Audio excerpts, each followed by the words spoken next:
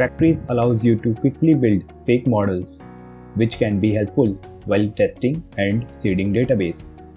Laravel already has user factory as an example. Let's try to rebuild this.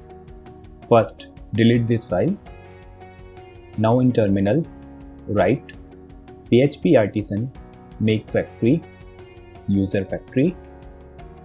Open user factory file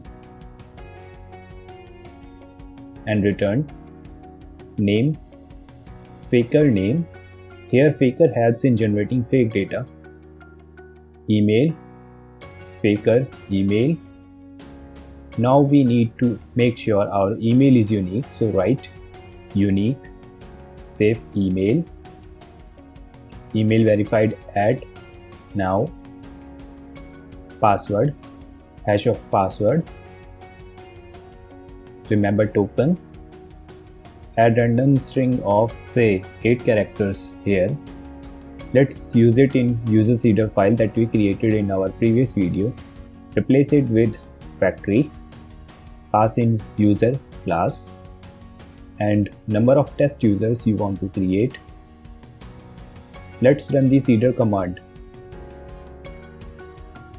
php artisan db seed.